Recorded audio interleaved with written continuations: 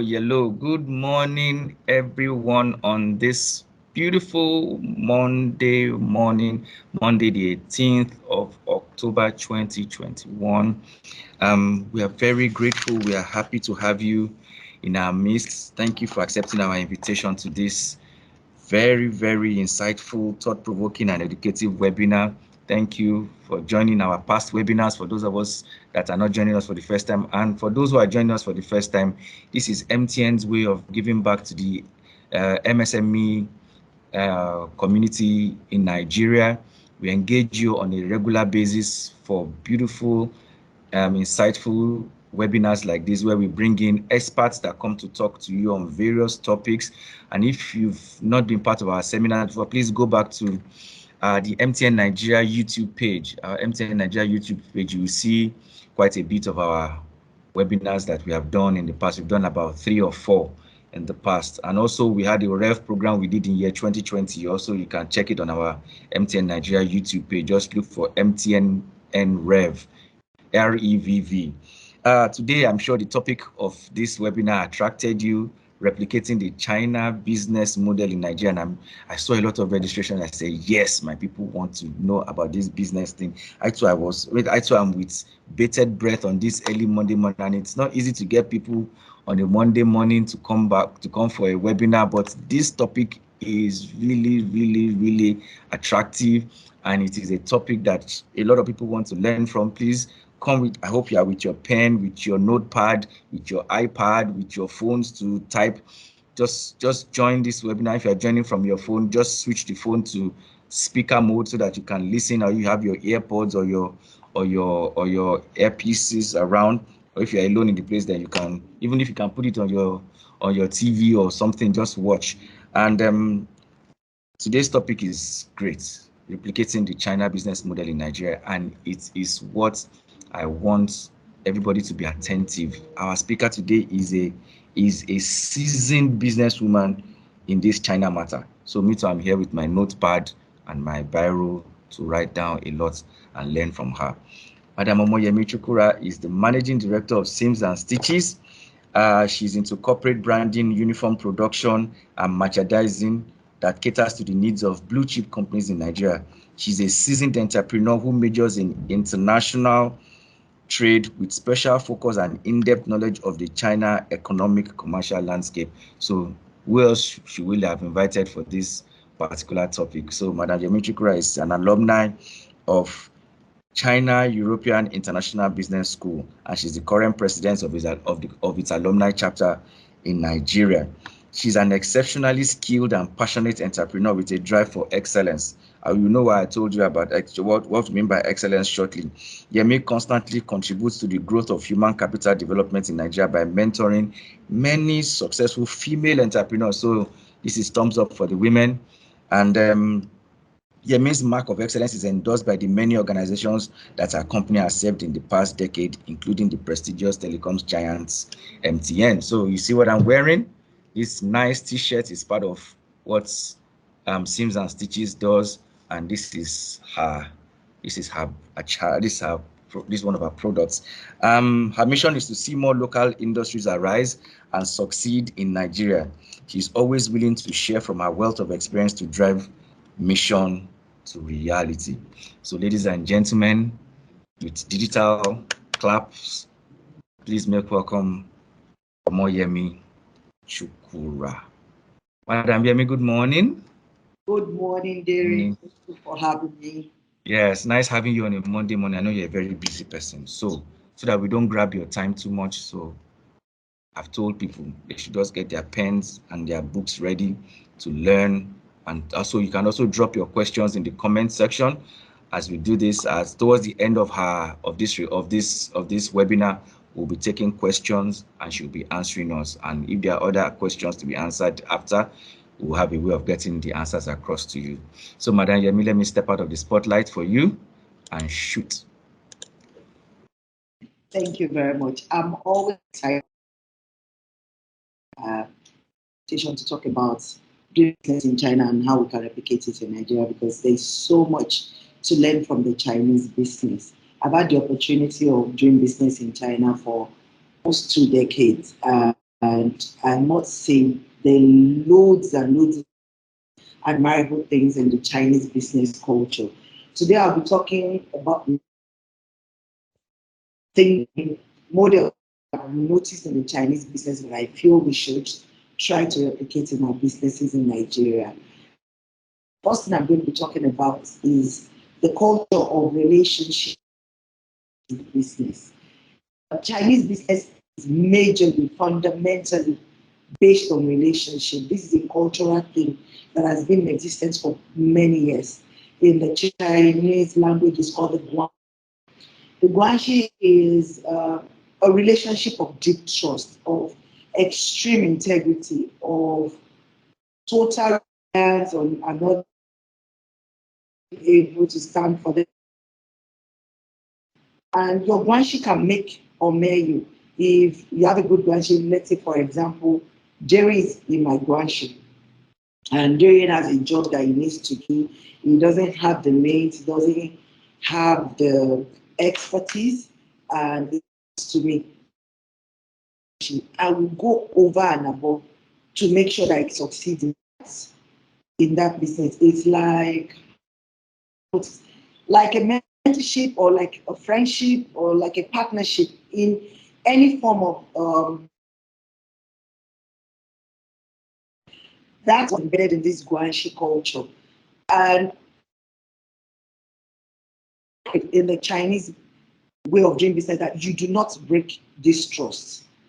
If a billionaire breaks his Guanxi trust, in a matter of months, he will become a nobody because nobody wants to touch him. If one person says, "Oh, he used to be my Guanxi boy, he's no longer in my Guanxi," then the person in that person's Guanxi, she doesn't want to have anything to do with this person anymore. So from having it all, you can go to having nothing. Why a gates man can get into the Guanxi of somebody that is well to do, and that single relationship gives him access to unlimited access, and it can change him from being a nobody to somebody overnight. This is the nature of the Guanxi in the Chinese way of doing business. And this is something that we can also replicate in the way we do business in Nigeria. Trust is important, integrity is important, and networking, because what this does is that it brings a great wealth of networking in how the Chinese do their business. The trust is massive. So you have access to everything that I have access to. If it's loan facility you need, if you're in my Guanxi, I have enough trust in you, knowing that you won't default, to give you. If it's access to my factory, you have access to it. So you see that Chinese businesses, the SMEs, they've been able to build their businesses rapidly over the years because of this. Because if you look at the way they do business, you give job to one person, like 100,000, he'll tell you, I can do it. I can do it. I've always wondered for many years, how do they do it? And then I realized they lean on the strength of their branches. So you can take the same job to like 10 other factories where they will produce and replicate the exact same thing. They will meet up with the delivery timeline. The money is shared. You that you gave them the job, you wouldn't know any better. But they keep expanding their businesses like this. So this is something that we can also replicate in Nigeria in how we do businesses. We need to build relationship.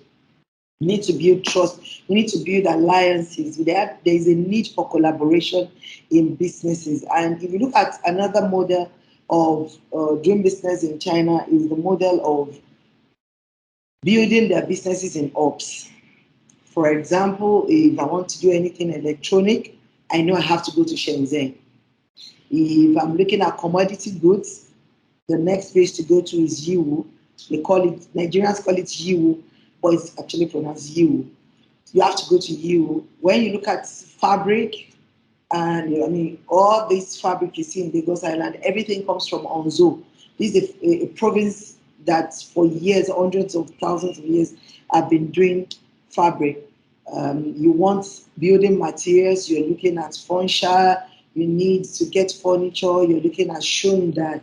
So there are provinces for everything. So what you realize is that in these hubs, there are thousands of businesses. You can have like a massive, almost 14, 20 feet story building where all they sell there is button. They have material market for making clothes. So you have the person selling buttons, you have the building where all they sell is zip, you have where all they sell is fabric. So you have all of these. Their businesses are done in hubs. And why Chinese businesses are extremely competitive, because they do businesses in hubs. You'll find out that it's easy for people to locate them. So they get to do more business actually. For example, in Nigeria now, if you want to do anything from, you're thinking of Computer Village. If you're thinking of buying leather, you think of Kano, you think of Adire, you think of maybe Abeokuta. But we really don't have enough hubs. We don't have enough strong hubs where we can project our businesses. It might be a small mall, it might be a virtual thing. You can do it anywhere. But there is a need for SMEs to have hubs in Nigeria also, so that it's easy to locate us. It will be competitive business without a doubt. But at the same time, people have access to you. I remember a few years ago, I was invited as a panelist at the Nigeria Economic Summit, and the director of BUI, when he was talking, he said to me, he said, "Madam, where are your people? Where are your hubs? Where do we find you?" So even in not having a hub, we are missing out on a lot of things as SMEs and entrepreneurs, because when there's fund, when there's grant, where do people find you?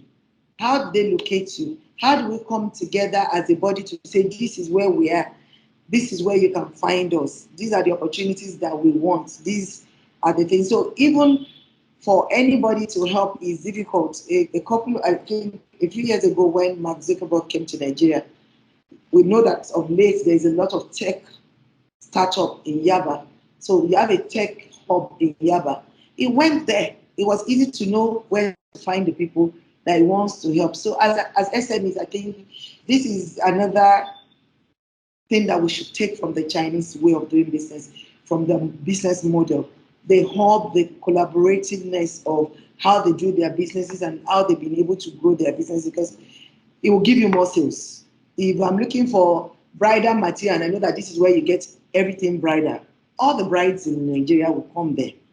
So if you're selling the hairpins, it's easy. If it's necklace, you're selling it might be, even for caterers, for event planners, it can be anything. It can be interior decorators, but we can create a hub instead of us just, I have my own shop, I have my online store. We can do something collaborative. It will be competitive without a doubt, but you will get more sales and it will give you more visibility. And every business needs visibility. So that's another thing. Another business model that is big with the Chinese is the building of their brands. Chinese are big on brands. I know that of late it's popular to do personal branding, which in itself is good, but at some point it can actually damage your product's development and the products you are putting in the market. For the Chinese businesses, they are big on their products and the product standing on the integrity of what they say that it would do. Case in point, Lenovo bought IBM a few years ago, but they didn't discontinue their own brand. The Lenovo brand is still in existence, while they're still selling the IBM brand. So these two brands, even though in the same sector of business, competing with each other, each brand has such strong presence in the market. And Lenovo, from being at the bottom, is at the top of this industry. Now, when you talk about laptops and this form of technology, they are big in this industry now. And while both are owned by the same person, we don't even hear his name. It's all about the IBM computer and the Lenovo computer. They are building the brand, what the brand stands for, what the brand can do. So this is something I feel we should learn, because when you don't learn this, you realize that your business might not be able to survive you. If this man should pass away now, we don't even know who he is, but we know the Lenovo brand, we know the IBM brand. This brand will continue to be for hundreds of years if they decide to continue producing this brand. So it's not about a person, it's about the brand, it's about what it stands for. So this is something that we should also learn to do in our businesses. We should learn to build our brands, because this also gives room for more product development. You can come out with more products, make the brand strong, make people recognize the brand, let people associate with the brand, let people buy the brand, and they're not buying it because of you. It's not Omoyemi group of companies where you are buying this thing because you know me, God forbid, you bypass on them. You're like, oh, the owner of the business is there. We don't think they will still do the same quality of what they are doing. We don't know whether it will still be the same. You remove all these elements of doubt from your customers, and your brand stands secure. Your brand is standing on its own, and people can profit from it. Another thing, another culture is the behavioral culture of the Chinese towards how they do business. The Chinese are extremely detailed people. To the culture of how you're greeted as a customer, how their face is when they're speaking to you, how they give you their business card, how you receive it. They are big on it. And in trying to build their brand and in trying to give the best of service, the Chinese get a lot of education. The Chinese get education. And for a very long time, I thought I was doing my business very well until I decided to attend a business school. And that's when I realized that there is a science to doing business. You don't know it all. In my first few weeks in my class, I realized when the particular business I was doing at that time was going to die. So I came home and killed it myself and restarted, because now I was equipped with information to do business. I've had the privilege of attending a few executive programs in a couple of business schools around the world. Um, I've been to Harvard Business School, and I must tell you, the learning from Harvard was great. And I've also been in CIPS, China Europe International Business School. One thing I find interesting about the Chinese business school is why they teach you everything in class and you learn everything. At the end of every class, they take you to a factory that is practicing what they've taught you in class. And I remember a particular model that we did. I had plans of, oh, when I get to Nigeria, this is what I'm going to do, this is what I'm going to do. And as we got to this particular factory, the first thing the man said, talking about was how he was going to do everything I just wrote down in class that I was going to do, and how he failed, and how he had to start again, and the method and what he applied. So I realized that what I was going to do might not work, and I was able to learn from him. So there is the practical side where you're taught and you're allowed to practice it immediately. Or you can see somebody that is practicing it, so you can learn from their mistake, their strengths, their weaknesses, their strategy, and it gives you wings to be innovative in how you come up with plans for your own business. So for every entrepreneur, I would encourage you, get an education. Know about what you're doing. Don't just use head knowledge or have flair for business. Businesses are not built on flares. You need an education. You need to know what you're doing. You need to know what your 2-year plan, your 5-year plan, what you're going to, you have to be able to budget, you have to know how to do your costing, you have to know whether this product will even be viable for long and what can it evolve into. Without an education, you can't do this. And then another thing your education does for you is it gives you room to network with other entrepreneurs. So it gives you more visibility, which is what you need in business. So when you look at the way the Chinese are big on getting educated, they are forever doing training and everything. Even if you can't afford to, take on a full program in a business school, they always have small business, like an open program. You can attend such on innovation, on marketing, on how to grow your businesses, on how to do online businesses. It's important. It's important. Because when you learn this, you realize that the way I want to do my business, will they really work or won't it work? I remember a case study about a young lady in China who was doing extremely very well. She was producing things in the line of maternity wear, and her business was doing very well. And she decided to go online, but she didn't know much about the online business, which is another model of doing business in China, the digital end of doing business, the online digital part of doing business, the young lady decided that, okay, her business was doing very well. She had like almost 100 outlets. She was doing very well in the maternity, where her business was going to go on the stock exchange. So she decided, I want to try the online business and see how it's going to favor my business. And she decided to get educated about how to go about doing online business, what it involves and everything. Eventually, when she started the online business, she was able to get like 10 times the profit that she was getting annually from her 100 stores. And guess what? She closed the 100 stores and all her businesses are completely online now.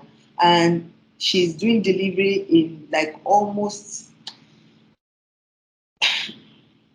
like twice or more than the province that she could cater for before. So when you look at digital business in China, it's a huge business. They have amazing dispatch business. I know that due to COVID, we also have the dispatch way of doing business, but this is a massive business. In China, you have dispatch for clothing, you have dispatch for food, you have dispatch for all sorts of things. So you don't really have to have a physical shop. So what they have is huge warehouses. They put things on their pages. On WeChat daily, they do billions of dollars worth of transaction.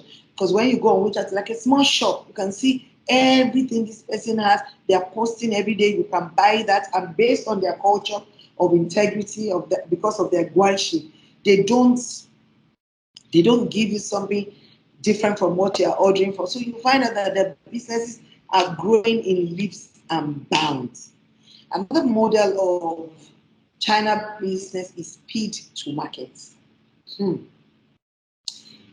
I would say that in China, a week in Nigeria is like half a day in China in what you can achieve and how things are done. In China, they do things like this. So in developing the product, in taking it to market, we tend to waste a lot of time in Nigeria. I want to do this, I want to do it. Before you even finish all day, we're still brainstorming. Somebody has come up with the same idea. They are already in the market, they are selling, and they're already thinking of the next line of things they want to do. So this is another thing we need to make. Speed to market, speed to market, speed to market. I can't say it enough. We need to learn how to develop what we want to do, why we want to do it, and quickly take it there, because you're not the only one that is doing what you're doing. Somebody else is thinking of it. And in a country where you have millions of people, almost a billion, if not more, you need to move fast on everything you do. So the Chinese don't waste time. Why they're detailed, why they're getting all the documentation, why they're doing the strategy, why they're doing the same innovation we're doing, why they're doing the testing and everything. The speed at which they take whatever they're doing to the market is so fast. And because of this, they're constantly pushing themselves. They're constantly coming up with new ideas, coming up with new innovation, constantly modifying and replicating different things in another form. So it's growing their businesses. The SMA is growing, different product lines are coming up, different industries are opening up every day. They are coming up with different ideas. Look at the pop socket. Somebody came up with that. It's something simple. So they are constantly forced to think outside the box, because while you're thinking of something, somebody else is already doing it. And we can do this also. Let's not be relaxed. As I said, this is my product. I'll do this for 2 years. And then somebody else will modify what you've come up with and present it in a person that is better than yours. And they're out there selling the products. So we need to sit down as SME with speed at the back of our mind, getting the education, knowing exactly what, and collaborating with others. No man is an island. When you come together, you can do much. Knowing that the person you're working with, you can, and the person has integrity. So these are things that I feel we can learn from the Chinese model of doing business. Another interesting model of doing business in China is their cultural heritage, the preservation of their cultural heritage. The Chinese is a big on preserving their culture. Till today, the biggest silk market is in China, and this province has been producing silk for thousands of years. Thousands of years. They've been producing silk for all the emperors that were in China, the Tang dynasty, all the dynasties that have been, they were there, the Ming dynasty, they produced silk for them. So if you go to Onzo, you go to Sichuan, you'll find out that these people have silk. And all the international brands, all the designer labels that are producing anything silk, buy from them because they have amazing silk. They have silk in different, they've been able to grow it. And you find out that modern businesses that are even doing silk in China go to this province and project this province as the place where they can get these materials from. When they do their product, they will write on that product or so product, so that there is constant attention on this province, and they're preserving the culture. They write about how this is a traditional ancestral process in making this particular silk products. And when you look at Nigeria also, we have amazing cultural heritage that we can also leverage on as business owners. All of us don't have to be in Lagos. You can do business in Iseyin, you can do in Igbora, you can do in Kano, you can do in Maduguri, you can do in Yobe, you can do in Onitsha, you can do in Enugu, you can do in Abeokuta. When you look at the Adire industry in Abeokuta, for example, a lot of modern entrepreneurs are, especially fashion designers, that are making a lot of garments in Nigeria. We're wearing a lot of Nigeria now. But we don't even refer to Abeokuta as a place where you can get it. A lot of them don't have shops in Abeokuta. It's a different case in China. A lot of organizations or companies that produce silk have some form of presence in this province where silk is done. That's even what lends credibility to their brand, because if they don't have it, people don't feel like they're using the authentic silk. We can do the same thing, and you find out that Abeokuta becomes a hub for Adire in whatever version of Adire you want, whether it's the very premium one or the mid one or the big one. So you have this. If you look at Kano, Kano has amazing leather. All the people doing leather goods can go to Kano, Oyo and their wood carving, Benin and their bronze. We can take the attention back. We can move away from all this, to all our arts away. We can recreate this thing and create a hub around all this cultural heritage that we have and begin to project it. It's going to bring a lot of businesses to Nigeria, because a lot of people are interested in Africa and what we have to offer. I mean, you see people wearing Ankara in the UK, in the US, and Canada now, and people are intrigued about Africa. So this is also a time for us to look at how to adopt this model of preservation of our culture in turning it into a viable business, with these other countries that might be interested in what African has soda. I want to patronize an African-owned business. I want to buy an authentic African clothing, an authentic African art. There are a lot of opportunities for us in Nigeria to do this. So if we can just adopt this model of doing business in China and try and replicate it here, it will be awesome for us as business owners. So I don't want to take too much of our time. I don't know whether there are questions. There's so much to talk about in doing China businesses. So Wow. Wow, madam. This is really great. I hear you say something about mentorship one time, where you say someone can grow under somebody, and you can teach the person to, or you groom the person to come under your wings as a business. How does that replicate to what our Igbo brothers do in Nigeria here, where a boy serves Oga for like maybe 6, 7, 8 years, then Oga sets in. Is there some, or there are just parallels that, because I'm hearing a lot you've talked about hubs, you've talked about having a network, that Guanshi thing, then their like behavior. in China, Yes. business. It's similar to what the Igbos have, but it's different because in the Igbo culture, you do the apprenticeship and your master sets you up, and that business is owned by you. But with the Chinese, they're big about the brands. They're big about the brands. So even when you work with somebody for a while and they're opening, let's say they decide that, okay, we're going to settle you. They're not going to settle you in such a way that they're going to go and say, Jerry's business, the first business is Yemi's business. It will be like an extension of Yemi's business. So it gives that impression that this business that we are part of is growing. This is part of their Guanshi. So maybe we have a business in Lagos now. It's like a franchise business, but it's really not a franchise per se because you own the business. But they keep putting this brand name out there so that you, when you go to Kano and you now see, oh, there is this business. This let's assume the business name is uh, Doha. Doha Group of Company is in Lagos.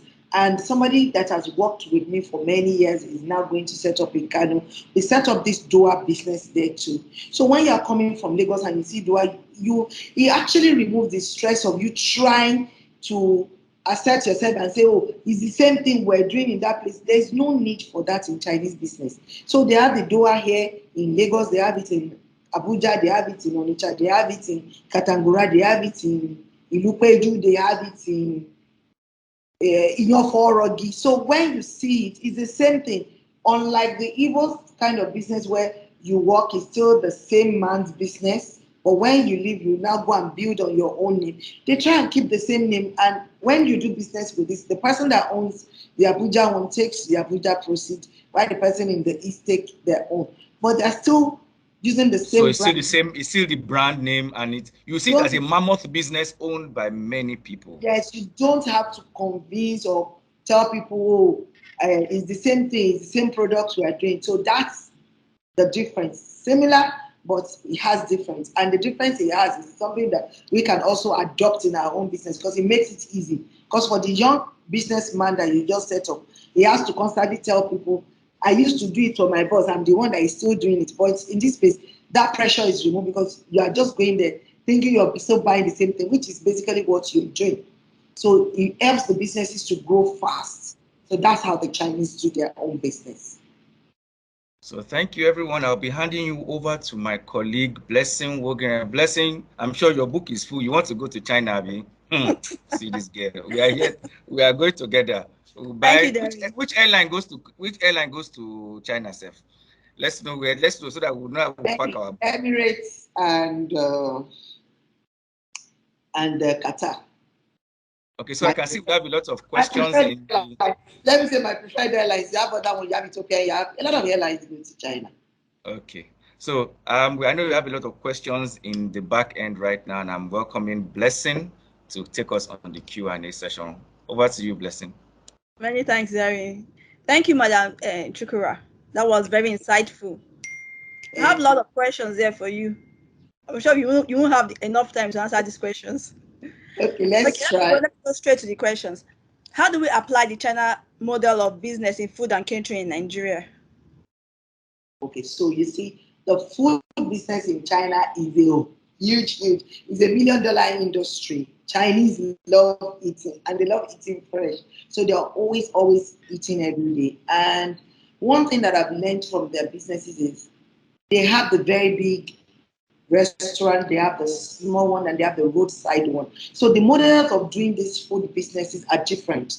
But one thing I can tell you is that all the businesses are selling.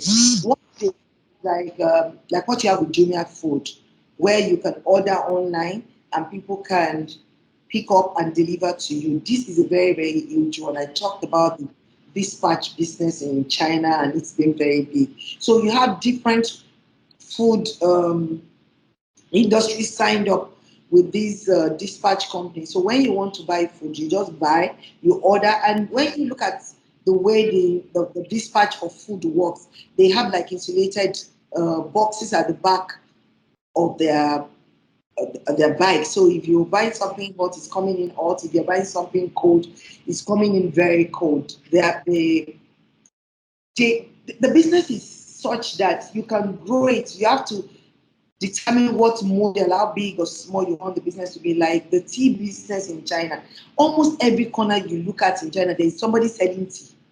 And they have different tea. They have the iced tea, they have the hot one, they have the infused fruit one. So they order, and people send in their order. You see people picking up. In some of the food industry, you see people ordering a day before for what they want. So the next day, the restaurant is just catering for all the orders they got yesterday and sending this batch out. So there's a lot to learn from their model of doing business. What I would say is go online, check out how the Chinese food industry works. So there's a lot to learn from that. I think more than any other country in the world, there's a lot to learn from the Chinese catering industry. It's a business, and if some of their methodology can be applied in how food business is done in Nigeria, it would really be impactful in the food industry. I hope I've answered your question. Yeah, you did. Thank you so much. How can the China business be applied to phone accessory business in Nigeria? Okay, so if you want to do anything phone accessory, I would suggest you just go to Shenzhen. Another thing that a lot of Nigerians don't understand is doing business in China. Like I said, Chinese do businesses in all, and you have a lot of African in Guanshi. Why in Guangzhou you can find different shop that sells this thing, but if you're really interested in doing phone business, I would say go to Shenzhen, because in Shenzhen you have factories that only produce earpiece to the ones putting phones together. So it's huge. So it's good that you know the province where you can get what you want. So when you want to go to China, just go straight there and learn how to do the business or the companies you want to work with. And if you want to work with them, there are banks in Nigeria, like Stanbic IBTC, for example. I bank with them, and they have an African China trade desk where if you have any questions as to the kind of business you want to do, you go to this desk, they can link you up. They have like a partner organization in China called the Guanmu. I've been to their office, fantastic people. So they can help you look for factories that will produce things according to what you want, or factories that already have what you want, where you can buy, where you're not cheated. They do QC for you, they check your products for you, they help you send it to Nigeria. And even without living in Nigeria, you can do extensive business in China or learn how to do business in China. So you might want to also explore that angle where you find a bank that already understand the China trade and they are making provision for it and leverage on that. I know that with the pandemic, it's impossible to go to and learn from them still. So I would say go to Shenzhen if you're into phone business. Thank you. That's right. I would like you to say most of the provinces that you have been saying. You said for fabric, you go to Wu or Horizon. Anzo, Anzu, okay. Anzo, All right. Now Anzo the is where question related to fabric, that was why I asked. Is it better to source for fabric in Nigeria or in China? it depends on the kind of fabric you're talking about. There are factories in Nigeria that produces fabric, but in China you have a lot of factories that does different fabric in China. And one of the problems we have in Nigeria is we actually don't have enough uh, factories doing this. So you can source in China and produce in Nigeria. And I mean, you can buy some material in China. We have some materials in Nigeria that you might not have. Maybe our local materials, and infuse it into your fashion. But for continuity of your brand, you might want to buy fabrics from China, because if you buy one fabric this year, you want to buy it for the next 20 years, you can still buy the same thing. Why availability of raw materials might affect you in Nigeria, or availability of such fabric might affect you in Nigeria. Okay. All right. Before I go, let me get to the last question. Are there online platforms where one can order goods from in China? There are, like, you can do a lot of business on WeChat, you can do a lot of business on Alibaba, but you have to understand how to work on this platform. For example, a lot of people say, oh, I bought something on AliExpress and came back bad, I don't like it. Yes, in every country, you always have some people that are funny. An average Chinese business person is not funny, but you always have people who are fraudulent. So you need to be able to identify how a factory is. Even on Alibaba, when you look, there are signs and things you look out for that shows you that this company is a good company. That they on Alibaba, they verified. You see verified supplier. If you're buying from Nigeria and you don't have intentions of going to China, I would say work with a verified supplier on any of these platforms, or buy through the platform itself. Because if you buy through Alibaba, when you want to pay them, pay through Alibaba so that if there's a problem, Alibaba can refund your money. Or on WeChat, if you already have good relationship working in China, that can also work. Thank you so much, ma'am. Let me hand over to Motura. We are pressed for time, so Motura will do the closing for us. Hello, Motura, are you there? Motura, we can't hear you. Hi, Blessing. I'm here. Thank you so much. Hi, Madam Chukwurah. What an amazing session. Thank you so much for the wealth of knowledge. It's quite insightful, and I've really had a good time on this session. And I believe that everybody here too feels the same way. I mean, it's evidence from the kind of questions dropping in the chat box. And I think I just quickly want to say to everyone, because of the nature of questions we are getting, that regardless of the industry you belong to, your verticals, all you need to do is look at this model and see how it can be replicated, right? So it doesn't matter if you are running the food industry, your fashion, is electronics, whatever it is. These are models that I feel that you could really, replicate in whatever industry you find yourself, right? And they are very, I think the one that stood out for me is the Guanshi model, which speaks about the relationship. I mean, you cannot overemphasize that. Relationship is something very key, and we SMEs need to start looking at how we could start to partner. We need to understand that sometimes we can't do everything ourselves, right? But then having those relationship, those network, and to say, like you said, if somebody comes to you and say, okay, I have this business, and you think you cannot do it on your own, but then you have network of people that you feel you could collaborate with, why not talk to them? You don't have to always do things on your own, right? And with partnership, you can always go a long way. So thank you once again, Madam Chukwurah. It was so insightful. And thank you everyone too for staying with us to the end of the session. We acknowledge that today is a Monday and it can be a very busy one for every one of us. But then you're here and we appreciate that and we do not take it for granted. So if you are joining us for the first time, this is just one of the amazing sessions we've had in the past, and we still have a lot of lineup of activities, before the end of the year. So yes, please do join our Facebook page. I will drop the link to the Facebook page now in the chat box, so you can just use the link to follow, share with friends and family, specifically SMEs. If they are running small businesses, big businesses, whatever kind of business it is that they are running, please do share with them to be part of the community, so that you get you get information firsthand when we have next session, right? And we also have a YouTube page that we post most of these webinars after some time. So yes, you can always go back to access them. So the link will also be in the chat. Kindly go there to see the previous ones we've had, and you can always rewatch this particular webinar as well. So thank you so much, everyone. Thank you, Adering. Thank you, Blessing. Thank you, Vivian. We really appreciate it. And at this point, we are going to bring this session to an end. Thank you, everyone. Have a lovely day. Bye.